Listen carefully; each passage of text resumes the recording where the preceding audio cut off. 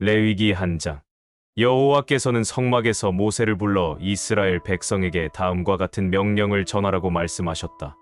너희 중에 누구든지 나 여호와에게 제물을 드리고자 하거든 너희 가축 중에서 소나 양을 바쳐라. 만일 그 제물이 소를 잡아 불로 태워 바치는 번제라면 금 없는 수소로 하고 내가 기쁘게 받을 수 있도록 그것을 성막 입구 나 여호와 앞에서 바쳐라. 제물을 바치는 자가 번제물의 머리에 손을 얹으면 내가 그것을 그의 죄를 대신 속죄하는 희생의 제물로 받을 것이다. 그는 나 여호와 앞에서 그 수송아지를 잡고 아론 자손의 제사장들은 그 피를 가져다가 성막 앞에 있는 제단 사면에 뿌려야 한다. 그리고 그는 그 제물의 가죽을 벗기고 각을 뜰 것이며 제사장 아론의 자손들은 제단 위에 불을 놓고 그 불 위에 나무를 버려 놓은 다음 머리와 기름을 포함하여 그 각 뜬 제물을 단에 불 붙는 나무 위에 버려 놓아야 한다.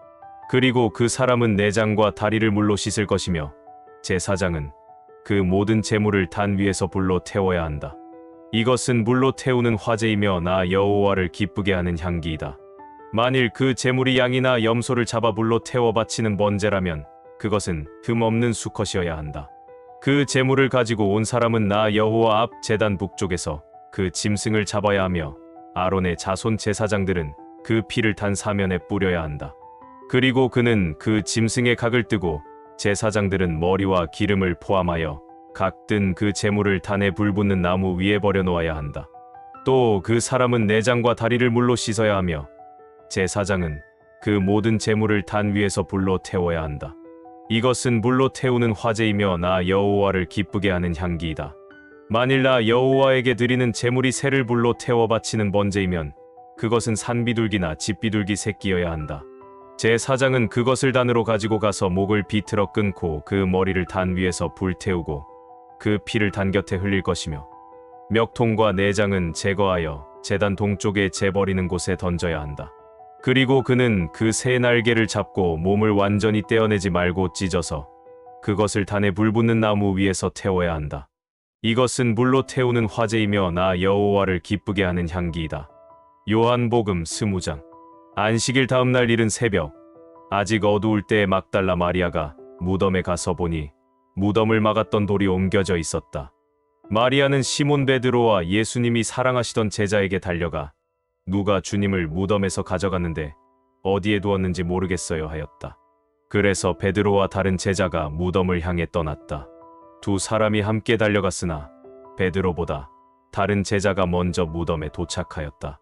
그는 굽으려 못이 천만 있는 것을 보고 안으로 들어가지는 않았다. 그때 뒤따라온 시몬 베드로가 무덤에 들어가 보니 못이 천이 놓여 있었고 예수님의 머리를 쌌던 수건은 못이 천과 함께 놓이지 않고 따로 개켜져 있었다. 그제서야 먼저 무덤에 왔던 다른 제자도 들어가 보고 믿었다. 그들은 아직도 예수님이 죽었다가 다시 살아나야 한다는 성경 말씀을 깨닫지 못한 채 집으로 돌아갔다. 그러나 마리아는 무덤 밖에 서서 울고 있었다. 울다가 몸을 굽으려 무덤 속을 들여다보니 흰 옷 입은 두 천사가 예수님의 시체를 두었던 곳에 하나는 머리맡에 하나는 발치에 앉아 있지 않겠는가. 천사들이 마리아에게 여자여 왜 우느냐 하고 물었다. 그래서 마리아는 누가 내 주님을 가져갔는데 어디에 두었는지 모르겠습니다 하고 대답하였다. 이 말을 하고 뒤를 돌아보았을 때 예수님이 거기 서 계셨으나 마리아는 그분이 예수님인 것을 몰랐다. 예수님은 마리아에게 여자여 왜 우느냐? 누구를 찾느냐? 하고 물으셨다. 마리아는 그분이 동산 관리인인 줄 알고 여보세요. 당신이 그분을 가져갔으면 어디에 두었는지 말씀해 주세요. 내가 모셔가겠습니다 하였다. 그때 예수님이 마리아야 하시자 마리아는 돌아서며 선생님 하였다. 예수님은 마리아에게 이렇게 말씀하셨다. 나를 만지지 말아라. 내가 아직 아버지께 올라가지 않았다. 너는 내 형제들에게 가서 내 아버지도 되고 그들의 아버지도 되시며 내 하나님도 되고 그들의 하나님도 되시는 분에게로 내가 올라간다고 전하여라. 그래서 막달라 마리아는 제자들에게 가서 내가 주님을 보았어요 하며 예수님이 자기에게 하신 말씀도 일러주었다. 그날 저녁 곧 안식일 다음날인 일요일 저녁에 제자들은 유대인 지도자들이 무서워 문들을 걸어 잠그고 모여 있었다. 그런데 갑자기 예수님이 나타나 그들 가운데 서서 다들 잘 있었느냐? 하셨다. 예수님이 이 말씀을 하시고 그들에게 양손과 옆구리를 보이시자 제자들은 주님을 보고 기뻐서 어쩔 줄을 몰랐다. 예수님은 다시 제자들에게 너희가 평안하기를 바란다. 아버지께서 나를 보내신 것처럼 나도 너희를 보낸다 하고 말씀하셨다. 그러고서 예수님은 제자들에게 숨을 내쉬며 말씀하셨다. 성령을 받아라. 너희가 누구 죄든지 용서하면 그들이 용서를 받을 것이며 너희가 용서하지 않으면 그들의 죄가 그대로 있을 것이다. 12 제자 중 디두모라고 하는 도마는 예수님이 오셨을 때 그들과 함께 있지 않았다. 다른 제자들이 도마에게 주님을 보았다고 했을 때 그는 예수님의 손바닥에 있는 못자국을 보고 또 그 못자국에 손가락을 넣어보며 예수님의 옆구리에 손을 넣어보지 않고는 믿지 않겠다고 말하였다. 일 후에 제자들은 다시 집 안에 모여 있었고 거기에는 도마도 함께 있었다. 그때도 문이 잠겼는데 예수님이 나타나 그들 가운데 서서 다들 잘 있었느냐? 하고 말씀하셨다. 그러고서 도마에게 내 손가락을 내밀어 내 손바닥에 넣어보고 내 손을 내밀어 내 옆구리에 넣어보아라. 그리고 믿음 없는 자가 되지 말고 믿는 자가 되어라 하셨다. 그러자 도마는 나의 주님이시며 나의 하나님이십니다. 하고 대답하였다. 그때 예수님이 도마에게 너는 나를 보고서 믿느냐? 보지 않고 믿는 자는 정말 행복한 사람이다 하고 말씀하셨다. 예수님은 이 책에 기록되지 않은 다른 기적도 제자들 앞에서 많이 행하셨다. 그러나 이것을 기록한 목적은 예수님이 하나님의 아들 그리스도라는 것을 여러분이 믿게 하고 또 여러분이 믿고 그분의 이름으로 생명을 얻도록 하기 위해서이다. 잠언 17장. 마른 빵 한 조각을 먹어도 화목하는 것이 집안에 먹을 것이 많으면서 다투는 것보다 낫다. 슬기로운 종은 주인의 못된 아들을 다스리며 주인의 아들들과 함께 유산을 받을 것이다.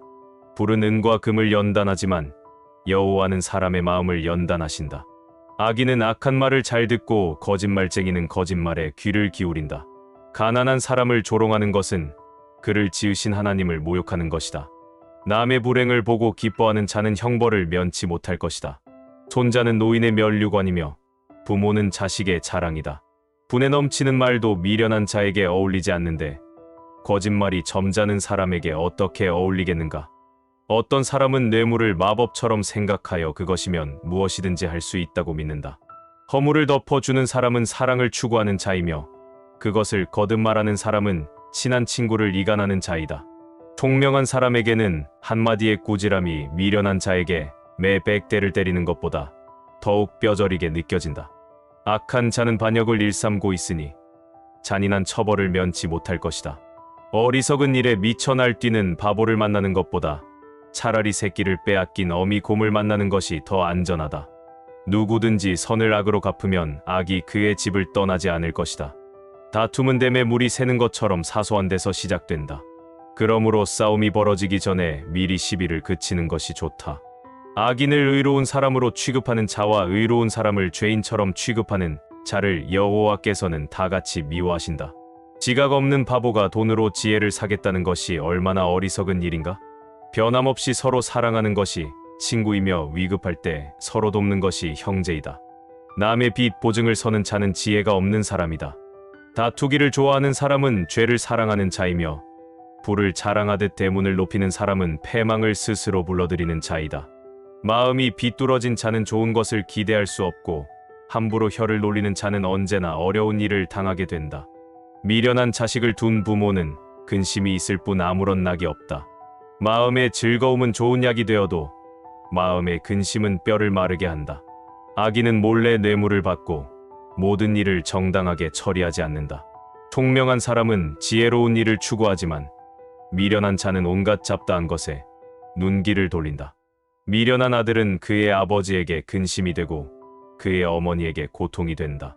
죄 없는 사람에게 벌금을 물리고 점잖은 사람을 정직하다고 매질하는 것은 옳은 일이 못 된다. 배운 사람은 말을 함부로 하지 않으며 지혜 있는 사람은 언제나 침착하다.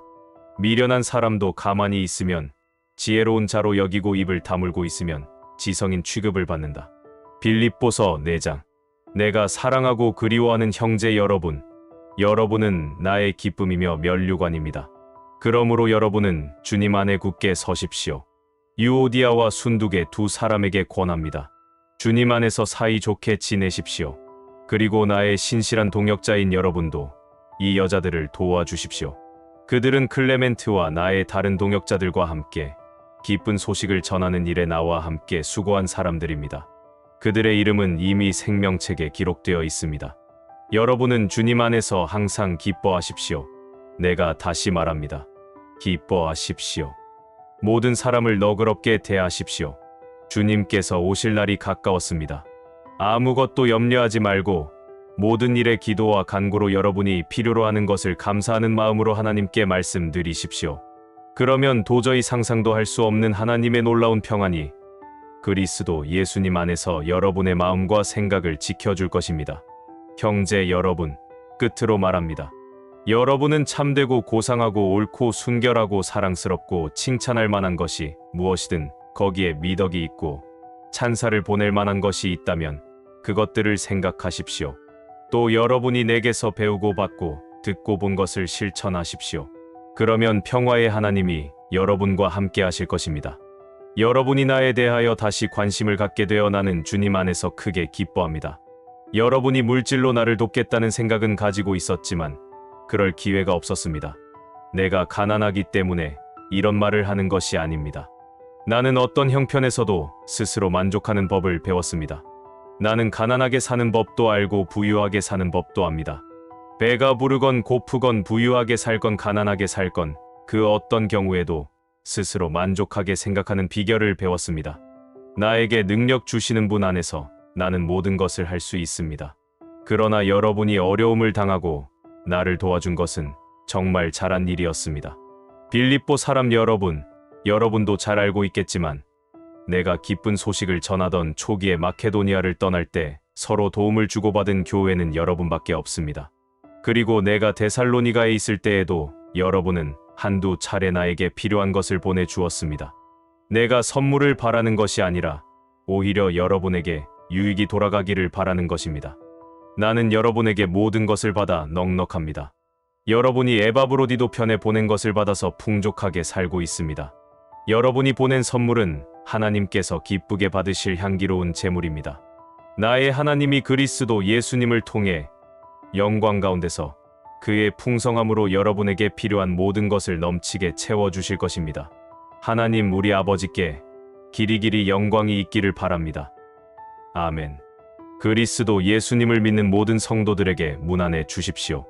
나와 함께 있는 형제들이 여러분에게 문안합니다. 모든 성도들이 여러분에게 문안하며 특히 로마 황실에 있는 사람들이 문안합니다. 주 예수 그리스도의 은혜가 여러분과 함께하기를 기도합니다.